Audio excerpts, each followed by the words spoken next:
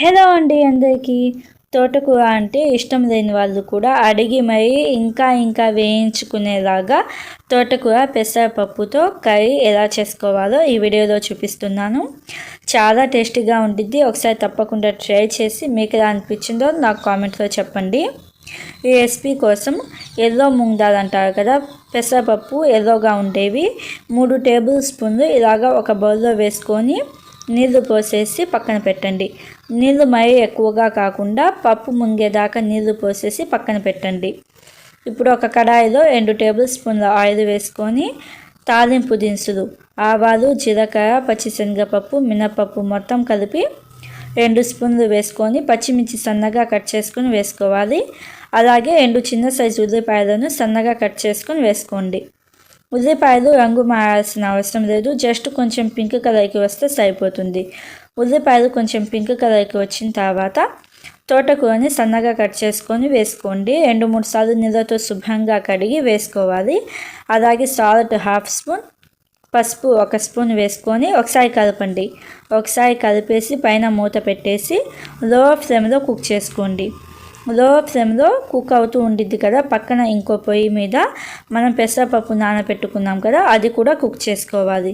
మధ్యలో ఆకుకూరను కలుపుతూ ఇలాగ పెసరపప్పు అనేది 70 to 80% అంటే మరీ మెత్తగా కాకుండా కొంచెం బరకగా ఉండేటట్టు ఇలాగ వండుకోవాలి.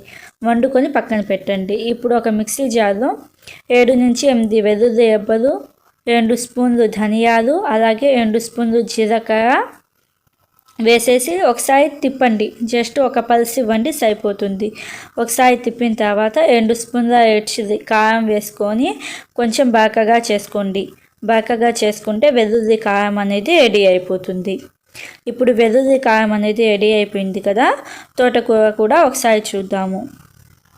తోటకూరని ఇలాగ ఒకసారి కలపండి. కలిపిన తర్వాత తోటకూర 70 నుంచి 80% ఉడికితే సరిపోతుంది. ఇలాగ 70 నుంచి 80% ఉడికిన తర్వాత మనం పెసరపప్పును ఉడికించుకున్నాం కదా, ఆ పెసరపప్పు నీళ్ళతో సహా వేయండి. నీళ్ళతో సహా వేస్తే మనకి పోషకాలన్నీ నీళ్ళలో ఉంటాయి కాబట్టి పోషకాలు పోవు. ఇలాగా పెసరపప్పు నీళ్ళతో సహా వేసి పైన మూత పెట్టేసి లో ఫ్లేమ్లో ఒక 7 నుంచి 8 నిమిషాల దాకా మధ్యలో కలుపుకుంటూ కుక్ చేసుకోండి.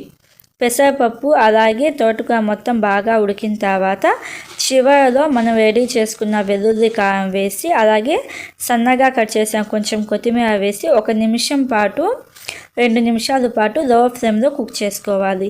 వెల్లుల్లి అలాగే ధనియాలు పచ్చివి వేసాం కదా, ఒక 2 నిమిషాల పాటు లో ఫ్లేమ్లో కుక్ చేసుకొని తర్వాత సర్వ్ చేసుకోవడమే. చాలా టేస్టీగా ఉండిద్ది. ఒకసారి తప్పకుండా ట్రై చేసి ఎలా అనిపించిందో కామెంట్ చేయండి. Thank you for